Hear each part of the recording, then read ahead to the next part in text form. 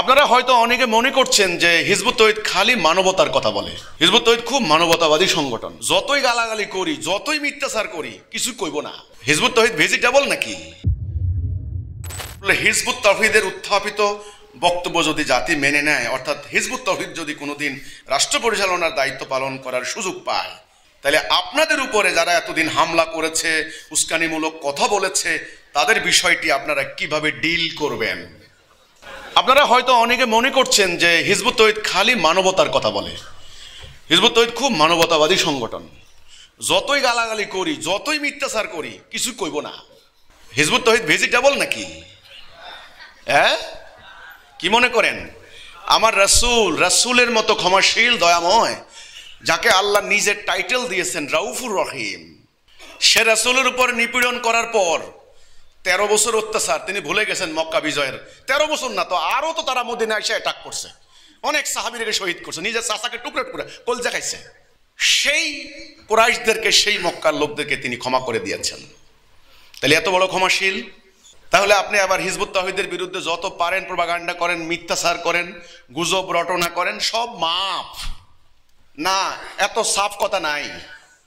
রাসূলুল্লাহ সুনির্দিষ্ট অভিযোগের পরিপ্রেক্ষিতে ক্রিমিনাল, যারা ওয়ার ক্রিমিনাল বলা হয়, ওয়ার ক্রিমিনাল, ওয়ার ক্রাইম, মানবতা বিরোধী অপরাধ রোধ করার জন্য এখন আদালত বসিয়েছেন। এটা আন্তর্জাতিকভাবে আদালত আছে, মানবতা বিরোধী অপরাধের বিচার।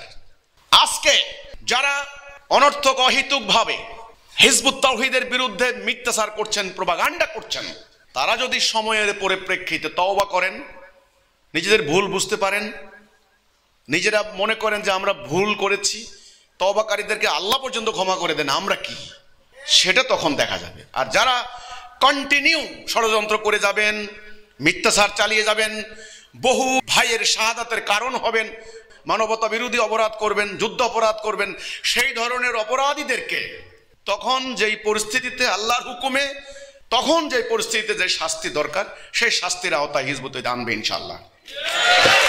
হ্যাঁ, হিজবুত তৌহিদ ক্ষমার পক্ষে, শাস্তি থেকে ক্ষমার পক্ষে, করুণার পক্ষে।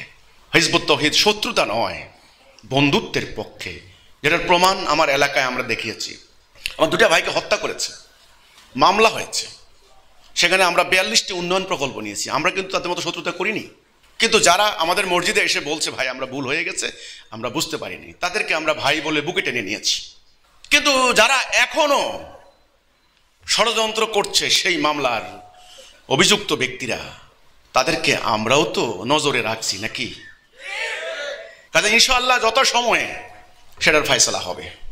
এটা কিন্তু থ্রেট নয়, যে কোনো জাতির যে কোনো চূড়ান্ত পরিস্থিতির এটাই লক্ষণ।